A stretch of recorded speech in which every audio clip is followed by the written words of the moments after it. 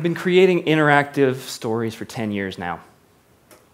Sometimes I build websites, I work with mobile phones, I design games and installations. But the technology doesn't matter. The technology is just a tool. What really matters to me is telling stories that involve the audience. Stories that ask the audience to participate and affect the telling. And one of the forms I work with is alternate reality games.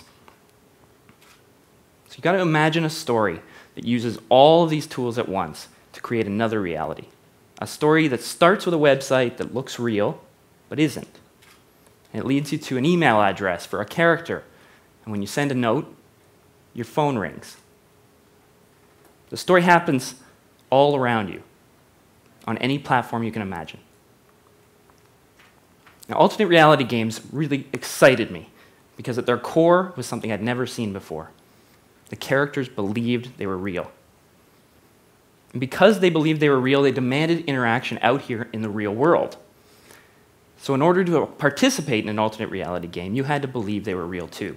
You had to play along so that your reality matched their alternate reality, or the story just wouldn't happen. And over the years, I've had people just like you go out and prevent bioterrorist attacks by hacking medical records. I've had them infiltrate angelic conspiracies by looking for crop circles from space.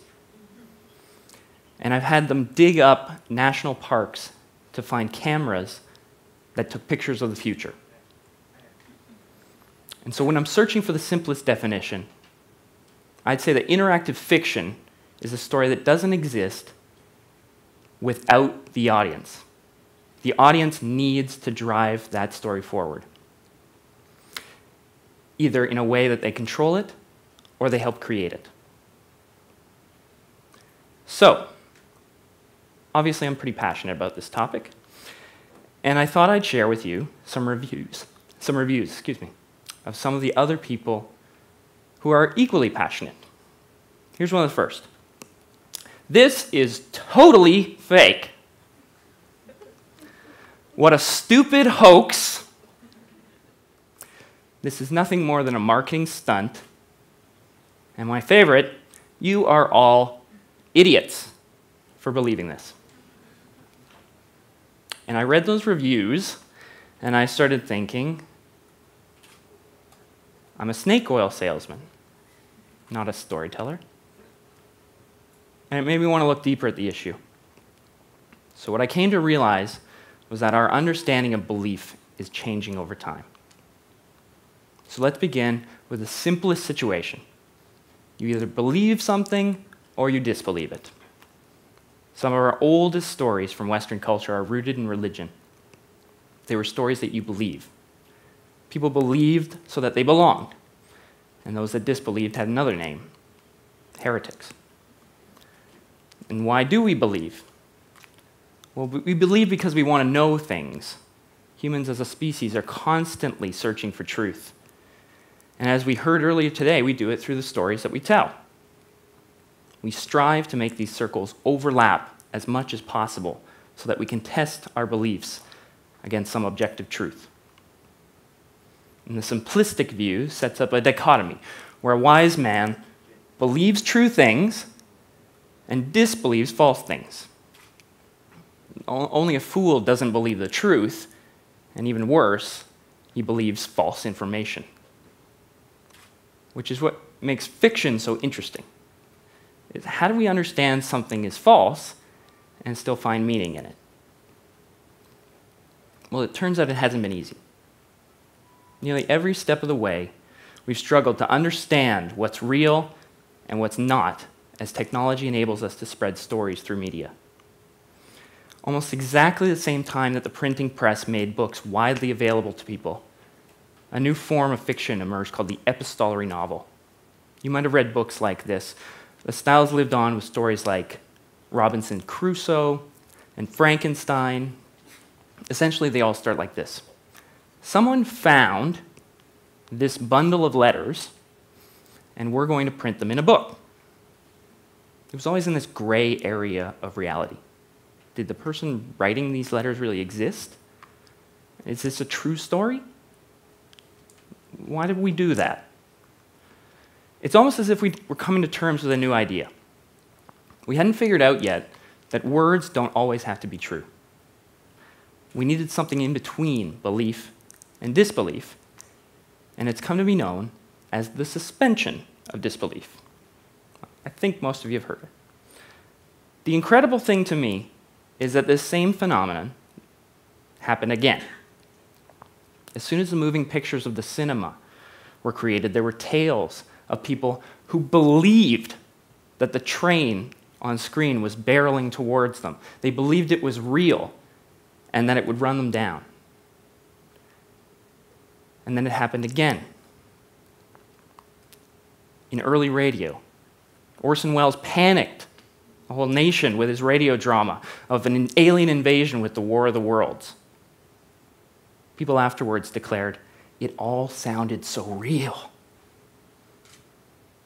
And then again, as televisions moved into the homes in the 1950s, a wave of scandals struck as the public learned that the early quiz shows were rigged. How could they lie to us? Each time a new platform emerged with the potential for telling stories, there was a moment where we needed to test out where the boundaries of reality and fiction met each other. And I bet at some point, somebody said something like this, which is why I think that it started happening again around 10 or so years ago. Are these new tools of the internet and cell phones and games places where fiction is allowed to exist? Well, I think so. But I think that the confusion we're feeling right now is that interactive fiction looks so much different than books or radio or television. And it looks different to the outsider. So let me show you what I mean. This is what the suspension of disbelief looks like to other people.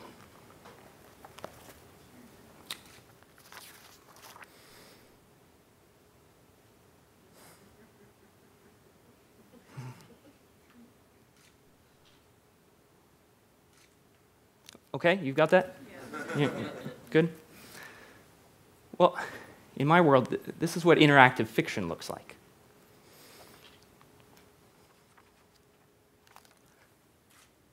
It's Agent 4501 reporting. No, there's no time! The invasion is starting and you need to get out now! Remember to set the console to autopilot so I can fly it from here. Go! Go!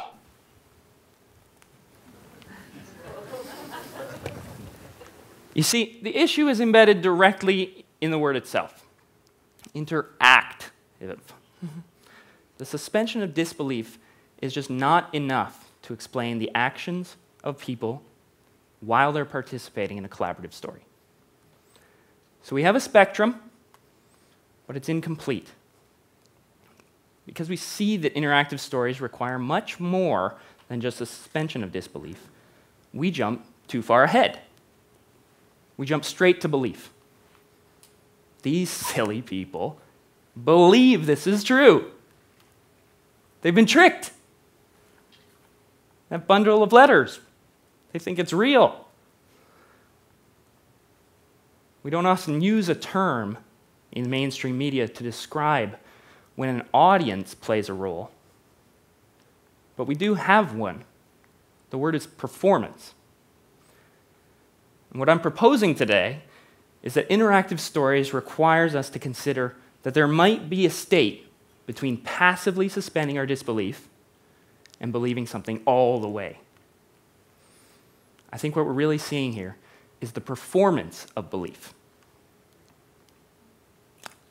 I know that the invasion is not imminent outside these doors, but I choose to immerse myself in this fiction because that's the role that the story has asked me to fulfill. I'm an actor, just like the others, made of bits and bytes, and my role pushes the story forward. Whether it's me in real life or an avatar on a screen, I'm responsible for the story. I'm on stage. Being an actor is to believe your performance is really happening, to immerse yourself in it, because investing in that role makes the story stronger. And to me, this investment isn't just something for the audience. I've seen firsthand the pleasure people find when stepping into the world of make-believe. It's an enjoyable experience, and it's one that the mainstream media hasn't been able to incorporate because the technology just hasn't caught up yet. We're coming to terms with it through the same slow process we've done in the past that brought words and images and sounds into the playground of fiction. So I'm excited to watch the next 10 years unfold. Because as the technology surrounds us, I know deep down that the stories will too.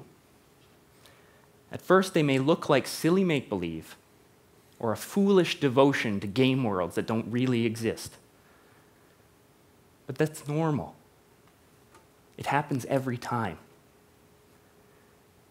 As we struggle to understand fiction in every form it took before us, I challenge all of you to look differently on those interactive performances as a new form of fiction, one that integrates us so deeply into the story that even suspending our disbelief isn't enough.